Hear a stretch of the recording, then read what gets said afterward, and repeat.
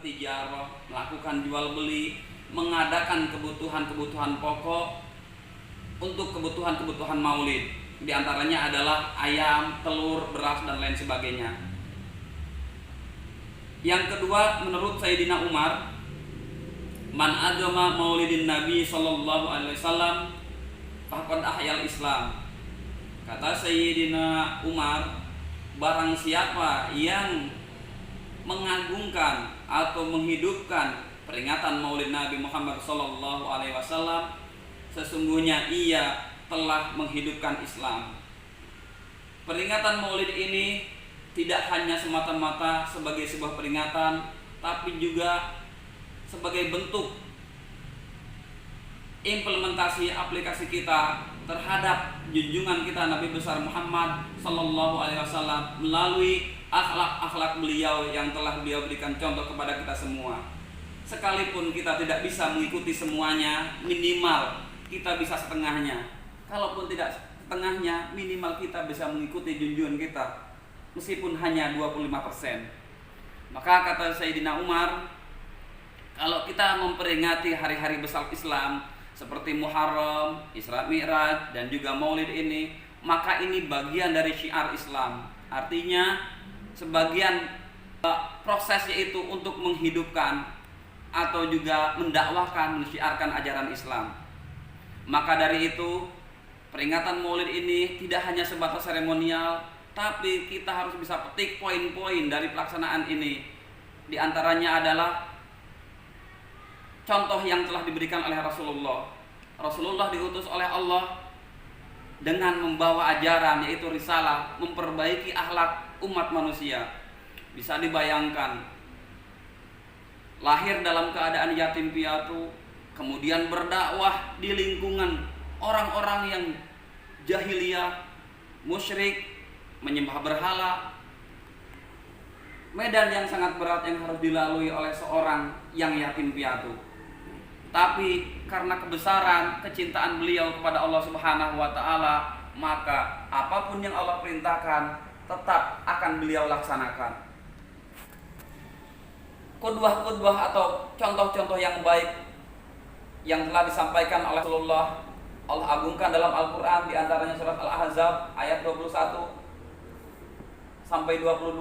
Mungkin semuanya juga sudah hafal. A'udzubillahi minasyaitonirrajim. Laqad kana lakum fi Rasulillahi uswatun hasanah.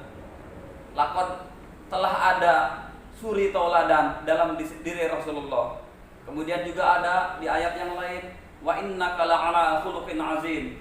Ya, bahwasanya Rasulullah ini memiliki akhlak yang sangat agung. Maka meskipun saat ini kita sedang disuguhi berita-berita terkait dengan penghinaan yang dilakukan oleh orang-orang yang tidak menjunjung tinggi keberagaman, tetap dalam ajaran Islam, dalam surat Al-An'am ayat 8 disebutkan bahwasanya kita, ajaran Islam, Allah melarang hambanya, Al-Quran melarang pemeluknya, penganutnya untuk melakukan penghinaan-penghinaan terhadap ajaran agama lain tanpa terkecuali. Maka sekalipun Nabi kita sering dihina, kita tidak dibenarkan untuk melakukan kekerasan, untuk menyampaikan aspirasi melalui media cetak, surat kabar, ataupun mau aksi-aksi demonstrasi, itu dibolehkan dalam undang-undang. Yang penting tidak dilakukan dengan cara-cara anarkis. Memang ketika Rasulullah tidak dibela pun, Rasul pasti akan menang. Cuma kita sebagai muslim menempatkan diri kita itu di mana? Ya, menempatkan diri kita sebagai umat Rasul yang kelak di hari kiamat kita membutuhkan syafaat dari beliau. Maka dari itu, meskipun bukan kali ini saja hinaan-hinaan yang dilakukan oleh Rasulullah, hinaan-hinaan yang dilakukan terhadap Rasulullah oleh orang-orang non-muslim, tapi sedikit pun tidak membuat derajat keagungan, kemuliaan Rasulullah turun, meskipun sedikit. Bapak, Ibu, Dewan Guru, Ibu Kepala Sekolah, siswa-siswi Anadiyah yang saya cintai, Maulid ini termasuk ke dalam hal yang baru. Maka ketika terjadi perdebatan Maulid bid'ah, ketika kita mengatakan Maulid bid'ah, maka seolah-olah kita itu tidak mencintai Rasulullah. Kenapa saya katakan begitu? Diperingati setahun sekali pun kita masih lupa dengan akhlak-akhlak yang telah disampaikan oleh Rasulullah, budi pekerti, norma-norma, apalagi tidak ada peringatan. Makanya menurut riwayat yang pernah saya baca, Abu Lahab itu paman Nabi, ketika Rasulullah lahir sangat bahagia, memberitahukan kepada tetangga-tetangganya, kerabat-kerabatnya, karena dia bangga dengan lahirnya keponakan bayi mungil. Sampai Abu Lahab ini, meskipun dia menjadi musuh Rasulullah, memerdekakan hamba sahayanya. Saking bahagianya Abu Lahab, dia memerdekakan hamba sahayanya. Dia ngomong begini, mulai detik ini kamu saya bebaskan sebagai budak. Ini bentuk dari rasa senangku, rasa bahagiaku. Aku telah diberikan oleh Allah keponakan yang lucu mungil. Maka seketika itu langsung dibebaskan. Dan menurut riwayat lain, setiap hari Senin Abu Lahab ini tidak disiksa. Jadi kalau hari Minggu sore masuk asar sampai Senin sore masuk malam Selasa asar, Abu Lahab ini diliburkan siksaannya. Bisa dibayangkan orang yang kafir Quraisy, memusuhi Rasulullah, oleh Allah dibebaskan dari siksa neraka, dibebaskan dari siksa kubur hanya karena bahagia dengan kehadiran keponakan yang baru. Ya. Bagaimana dengan kita yang cinta mendawamkan sholawat, bahkan rutin kita tiap tahun memperingati Maulid? Apa kita tidak diaku oleh umat Rasulullah? Luar biasa. Maka kata Rasulullah, man a'zama maulidi kuntu syafi'an lahu yaumal qiyamah. Ya, kata Rasulullah, barang siapa yang mengagungkan maulidku, barang siapa yang mengagungkan hari kelahiranku, maka nanti di hari kiamat aku akan memberikan syafaat kepada orang tersebut atau kepada umat-umatku. Abu Lahab ini dicatat dalam Al-Quran, diabadikan namanya di Al-Quran, ya, termasuk tokoh Quraisy, paman Rasul yang sangat benci dengan perjuangan yang dilakukan oleh Rasulullah.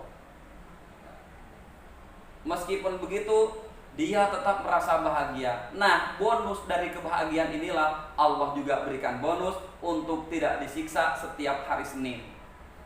Kemudian kita sebagai umat Rasul bagaimana dengan hari Senin? Disunatkan kita berpuasa. Ya, makanya kita suka dianjurkan oleh ibu kepala sekolah untuk berpuasa hari Senin. Ya, sunnah puasa kelahiran Rasulullah. Ya, kita jangan salah kaprah. 10 menit lagi ya. Kita jangan salah kaprah. Apa maksudnya salah kaprah? Saya misalkan lahir hari Rabu, puasa hari kelahiran sendiri itu tidak dibenarkan. Ya, itu baru dikatakan bid'ah. Boleh kita puasa hari kelahiran dengan catatan diikuti dengan puasa Senin dan Kamis atau puasa yang disunahkan oleh agama. Nah, hari Senin ini adalah hari lahir dan wafatnya Rasulullah, disunahkan kita berpuasa. Nah, misalkan saya lahir hari Rabu atau hari Selasa, boleh besoknya puasa lagi, nanti istirahat hari Rabu, masuk lagi hari Kamis. Kalau puasa hari Kamis, yaitu puasa di mana hari Kamis itu adalah catatan amaliyah kita selama seminggu. Hari Kamis pada asar dibawa oleh malaikat, dimasukkan kepada buku besar Allah. Makanya disunatkan puasa Senin dan Kamis. Bapak Ibu Dewan Guru, siswa-siswi An-Najah yang berbahagia, di antara bukti keteladanan yang bisa kita petik dari sifat Rasulullah melalui peringatan Maulid ini diantaranya adalah Nabi adalah seorang pemimpin besar, akhlaknya dicintai kawan maupun lawan. Nabi ini pemimpin besar, dicintai oleh kawan ataupun lawan. Beliau tidak pernah memaksa seseorang untuk pindah agama. Bahkan beliau juga tidak pernah menyiksa tawanan perang. Bagi beliau tawanan perang adalah manusia, sehingga ketika seseorang ditawan, maka oleh beliau tetap diperlakukan sebagaimana manusia.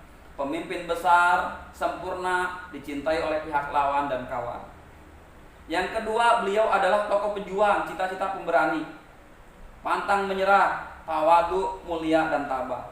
Nah, bagi siswa ini patut dicontoh, yaitu pejuang, pemberani, tabah, ya, tabah menghadapi medan dakwah, tabah menghadapi musuh. Nah, bagi siswa di sini yang harus diambil adalah tabah ketika belajar, sabar mengikuti setiap perintah instruksi yang diberikan oleh ibu bapak guru. Kemudian yang lebih penting lagi bagi siswa adalah tawadu, yaitu menjaga etika. Kemudian yang ketiga, seorang peletak dasar perdamaian, persatuan dan kesatuan. Rasulullah tidak pernah memecah belah umat. Rasulullah tidak pernah menanamkan kebencian.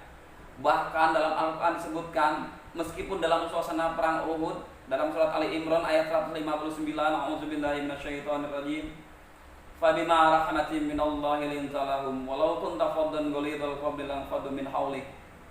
Meskipun dalam suasana perang, beliau tetap lemah lembut, bermusyawarah, sabar, tabah, bahkan mendoakan pasukan-pasukannya yang tidak. Kemudian yang keempat adalah seorang pemimpin umat yang hidupnya sederhana. Sebagai kepala negara, Rasulullah ini pemimpin umat, hidup sederhana, tapi tidak pernah menginjakan kaki di istana. Bisa kebayang, seorang raja, seorang presiden, tapi tidak pernah menginjakan kakinya di istana. Maka wajar ketika dikatakan pemimpin dunia, karena kesederhanaan dan akhlak beliau ini luar biasa agung dan tinggi. Kemudian yang terakhir adalah seorang bapak masyarakat yang santun, jujur, senang mendengar keluhan dan pengaduan masyarakat.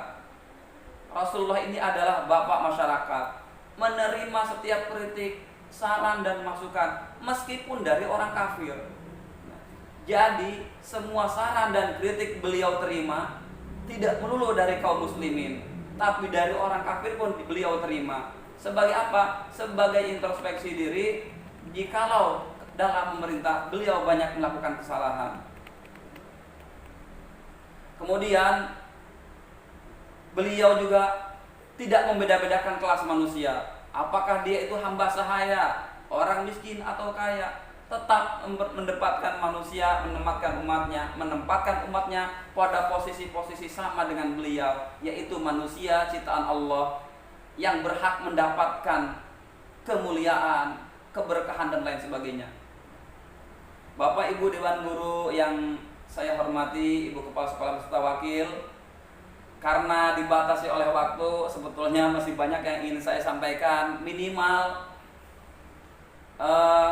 tidak full kita ketemu, tapi poin-poin yang tadi saya sampaikan, yang tadi kita simak bersama, mudah-mudahan bisa menjadi dasar bagi kita untuk memperbaiki sikap kita, pribadi kita, perilaku kita. Sekalipun tidak bisa sama dengan Rasulullah, minimal akhlak kita, akhlak sebagai seorang pelajar, akhlak sebagai seorang yang berpendidikan, bisa menempatkan posisi kita sehingga kita mendapatkan kemuliaan dari Allah Subhanahu wa Ta'ala. Ibu Kepala Sekolah beserta Wakil, Bapak Ibu Dewan Guru, siswa-siswi SMA An-Najah yang saya cintai, mungkin ini saja yang dapat saya sampaikan. Sedikit, simple, mudah-mudahan menambah wawasan khazanah keilmuan bagi kita semua. Dan juga dengan peringatan Maulid ini, kita diberikan keberkahan oleh Allah Subhanahu wa Ta'ala, berkah sehat, berkah rezeki, dan juga berkah kita bisa belajar terus dan juga bisa mengajar terus. Itu saja, mohon maaf atas segala kekurangan. Wallahul muwafiq ila aqwamit thoriq. Assalamualaikum warahmatullahi wabarakatuh.